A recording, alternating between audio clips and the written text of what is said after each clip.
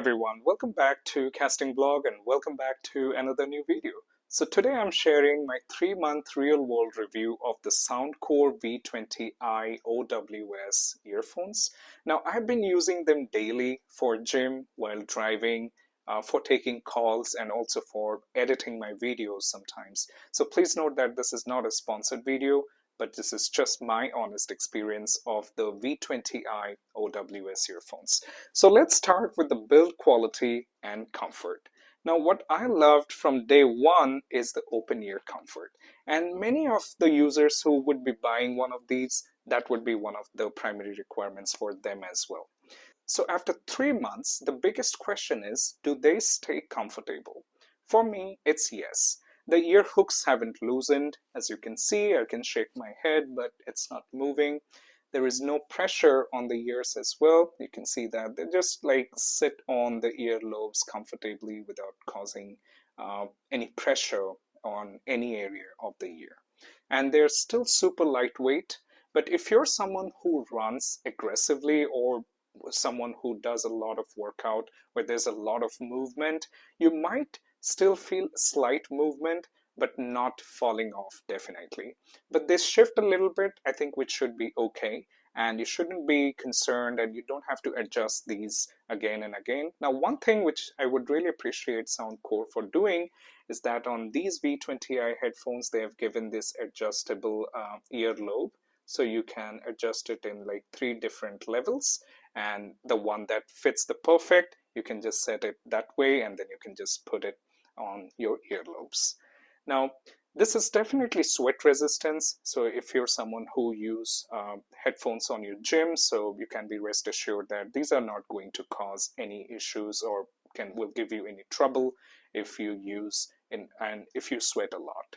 So whether the finish on the headphones and on the case gets scratches, let's talk about that a little bit. Now the case is very much scratch prone, so you have to be careful that if you drop it or if there is any sharp object which comes into contact with the surface, it might cause scratches very easily. So you may want to get a protective case for this particular case as well.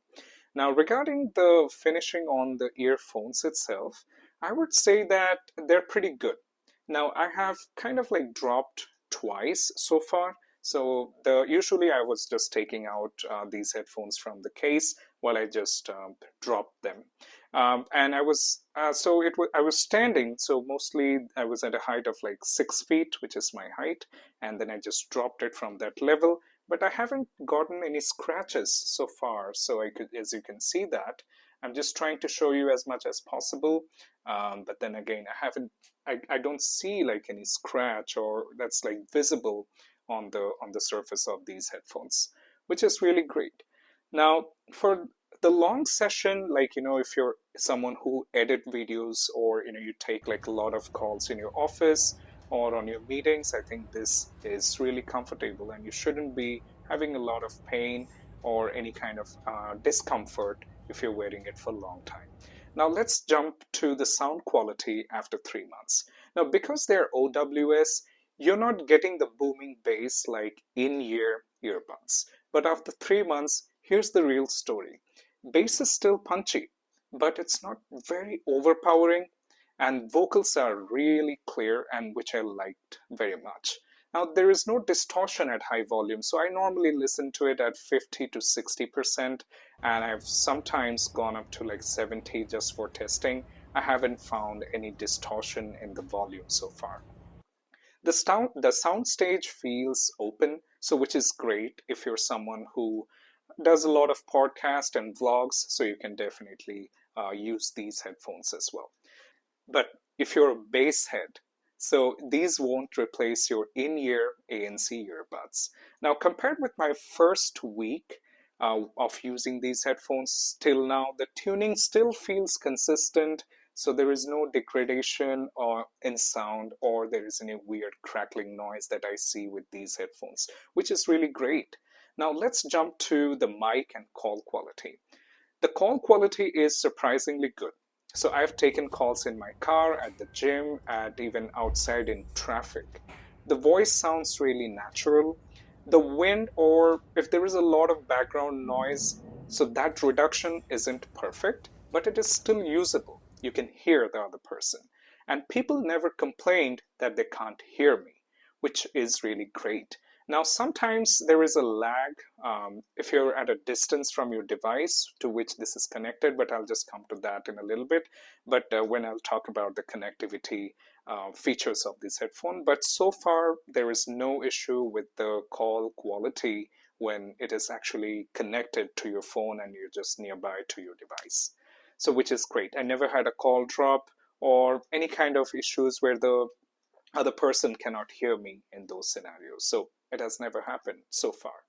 Now let's talk about the battery life after 3 months. Now the official rating says that it's 8 hours, as you can see on the box, and then there is 36 hours, which they have mentioned over here, which means that with this case you can get up to 36 hours of the battery.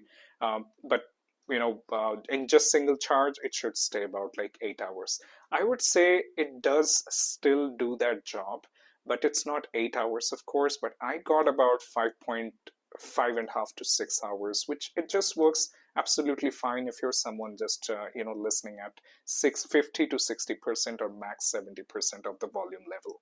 And case can give like another 3 to 4 recharges. So of course, 6 or 7 hours multiplied by 4, it should be about 28 to 30 hours you can get it with these headphones in terms of the battery life.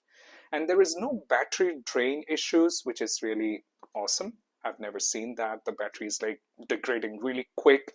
Sometimes the cheaper headphones or the TWS earphones, they just tend to drop like drastically from 100 to 50. And then it just drains to zero within like a very short period of time. So there is no problem like that with it. So the battery is really good. The charging time is average. I wouldn't say it's still very fast, but yeah, you would have to give it a little bit of time so that you can get these cases charged. One thing I did not like and I would like to point out is that you don't get a battery indicator on the case itself, which means it's always a guesswork, and you have to know that, okay, when you have to charge your cases so that you don't run out of the battery after 3 or 4 recharges. And I haven't seen any battery degradation after 3 months, which is really impressive. Now let's just talk about the connectivity and lag. Well, I normally face the Bluetooth drops at times, and I haven't seen anywhere that issue if I'm using an over-the-ear headphone or let's say a TWS. But on this one, normally when I'm connecting these to my phone and I'm just leaving my phone in this particular room, maybe I'm just leaving it here and then I'm just walking away to the bathroom, it starts getting a little bit of distorted with the audio.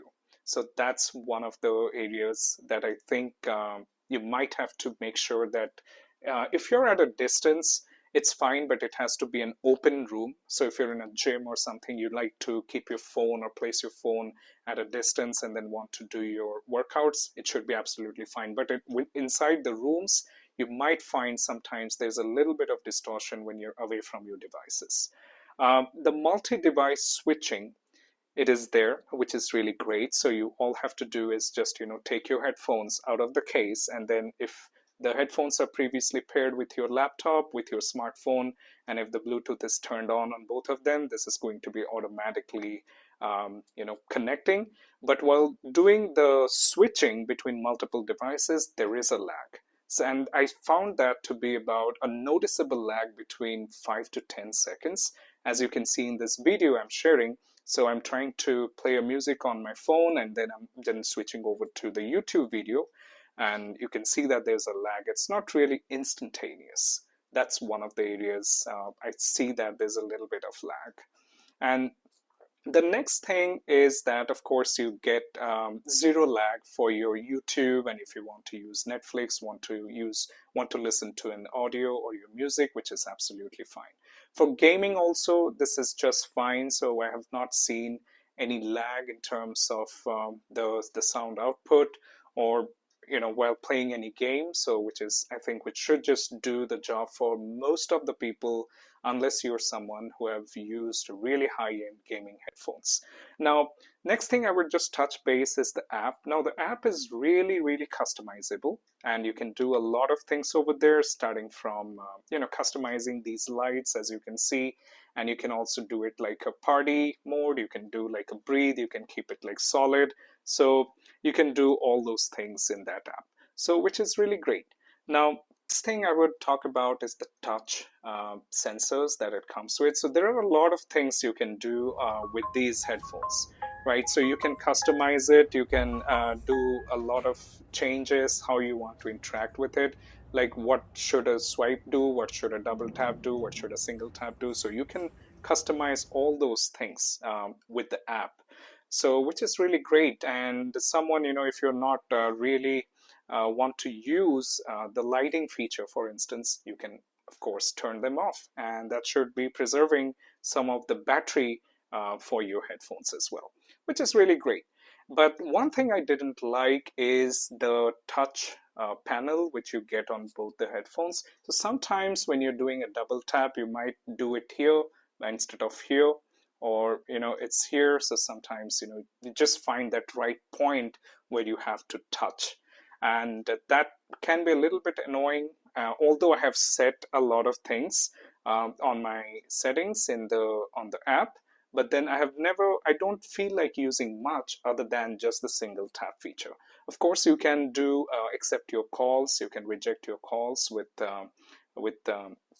these touch controls, which is absolutely fine.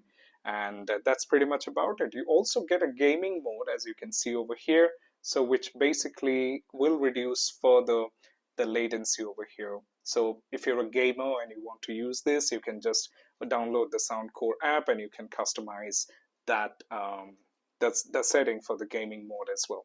Also, for the colorful lights, you can do that. You also get some equalizers, which are like preset that is provided by Soundcore, so you can set them up, and the headphones would just produce that audio based on what is the type of sound effect or the genre that you're selecting. So you have a couple of them over here. As you can see, there is a Soundcore signature, and then there are like other ones like balanced and volume booster, bass, and you can just set up your own custom equalizer at the bottom as well. So let's now talk about the best and something which is not good about these headphones. So the pros of these headphones are they're really comfortable for long hours, and there's natural awareness while driving or walking, which is really great. The battery life is really good, and I haven't seen any degradation in the battery life, which is really nice. And the next thing is the clarity on the vocals, which is really something I'm really impressed with. So for your calls, for your meetings, I think this is going to be just great, which is really nice. Now, the things that I did not like about these headphones is that the bass won't satisfy hardcore music lovers. So if you're someone who's coming from an TWS earbud, which has like good bass, and then it has a ANC and everything, and then if you switch over to one of these, well, that's not going to satisfy your love for music or how you want your music to be delivered. The next thing is it's not ideal for running if you sweat heavily, or if you're doing some kind of exercise where there's a lot of movement or there's a jerk. So of course you may want to skip these and rather go for the TWS earbuds. And the third thing that I did not like is the no active noise cancellation, and which is expected because these are open ear headphones, so you cannot expect the ANC to be provided or to be working on these kind of designs of these headphones. So after 3 months, should you buy the Soundcore V20i?